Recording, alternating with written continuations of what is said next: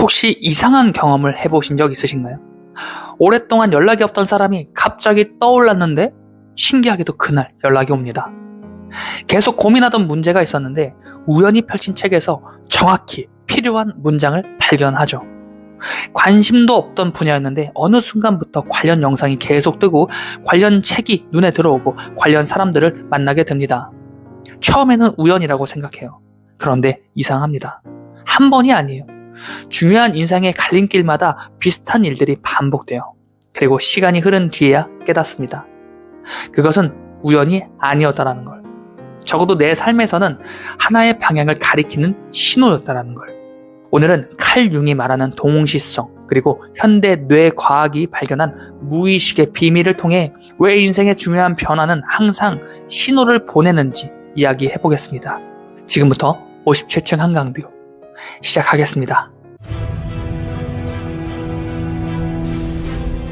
여러분은 오늘도 어제보다 더 나은 오늘을 선택하셨습니다. 심리학자 칼 융은 평생 동안 흥미로운 현상을 연구했어요. 원인과 결과로 설명할 수는 없는데 이상하리만큼 의미 있게 연결되는 사건들. 그는 이것을 동시성이라고 불렀습니다. 인과관계는 없지만 의미로 연결되는 사건. 누군가를 생각했는데 연락이 온다. 필요한 답을 찾고 있었는데 우연히 그 답을 발견한다. 설명하기 어렵지만 삶이 무언가를 말해주는 것 같은 순간, 칼 융은 이것이 단순한 우연 이상일 수 있다고 생각했어요. 그리고 흥미롭게도 현대 뇌과학은 전혀 다른 방식으로 비슷한 이야기를 하기 시작합니다. 현대 뇌과학은 말해요. 뇌는 현실을 받아들이는 기계가 아니다. 뇌는 현실을 예측하는 기계다. 우리는 눈으로 세상을 본다라고 생각합니다. 하지만 실제로는 뇌가 먼저 현실을 예측해요. 그리고 눈과 귀로 들어오는 정보를 통해 그 예측을 수정합니다. 우리가 보는 현실은 외부 세계의 완전한 복사본이 아니에요. 뇌가 만들어낸 현실 모델일 뿐입니다. 그래서 관심을 두는 순간 뇌는 그것과 관련된 정보를 엄청난 속도로 수집하기 시작해요. 창업을 고민하기 시작하면 사업 이야기가 계속 들려요. 이직을 고민하기 시작하면 새로운 기회가 계속 눈에 들어옵니다. 어떤 사람을 좋아하게 되면 그 사람과 관련된 것들이 계속 보여요. 세상이 바뀐 것이 아니라 여러분의 필터가 바뀐 거예요. 하지만 여기서 더 중요한 사실이 있습니다. 무의식은 의식보다 훨씬 먼저 움직인다는 거예요. 우리는 내가 생각하고 결정한다라고 믿습니다. 그러나 수많은 연구들은 무의식이 먼저 움직이고 의식은 나중에 그 사실을 인식한다라는 가능성을 보여줘요. 무의식은 우리가 의식하지 못하는 수많은 정보를 처리합니다. 말투, 표정, 분위기, 반복되는 패턴, 그리고 사소한 변화. 그리고 어느 순간 그 결과를 의식에게 전달합니다. 우리는 그것을 직감이라고 불러요. 끌림이라고 부릅니다. 설명할 수 없는 확신이라고 불러요. 하지만 어쩌면 그것은 무의식이 이미 알고 있던 것을 의식이 뒤늦게 알아차리는 과정일지도 모르겠어요. 여기서 중요한 질문이 등장합니다.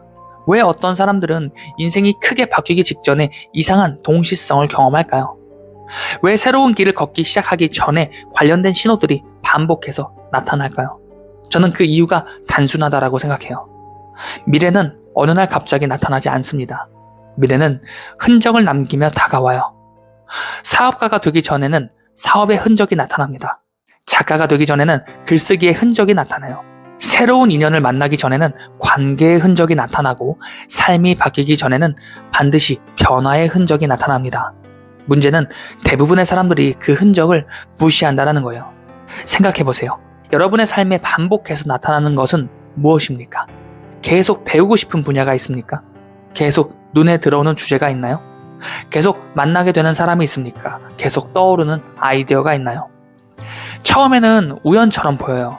두 번째도 우연처럼 보입니다. 세 번째도 우연처럼 보여요. 하지만 같은 신호가 계속 반복되기 시작하면 우리는 한 번쯤 질문해야 합니다. 왜 이것이 자꾸 나타나는 걸까? 동시성을 무시한다라고 해서 당장 불행해지는 것은 아니에요. 당장 실패하는 것도 아닙니다. 하늘이 벌을 주는 것도 아니에요. 오히려 대부분은 아무 일도 일어나지 않습니다. 문제는 바로 그것이에요. 아무 일도 일어나지 않다라는 것. 같은 고민, 같은 불안, 같은 후회, 같은 선택, 같은 현실. 1년이 지나도 비슷합니다. 3년이 지나도 비슷해요. 10년이 지나면 더욱 선명해집니다. 삶이 무너진 것이 아니에요. 삶이 멈춰 있는 거예요. 그리고 인간은 이상하게도 실패보다 정체를 더 괴로워해요. 왜냐하면 마음 한편에서는 알고 있기 때문이에요. 내가 정말 원했던 삶이 지금의 삶과는 달랐다라는 것을. 한 번쯤 도전하고 싶었어요. 한 번쯤 시작하고 싶었습니다. 한 번쯤 다른 길을 가보고 싶었어요. 하지만 신호를 무시했습니다. 끌림을 무시했어요. 방향을 무시했습니다.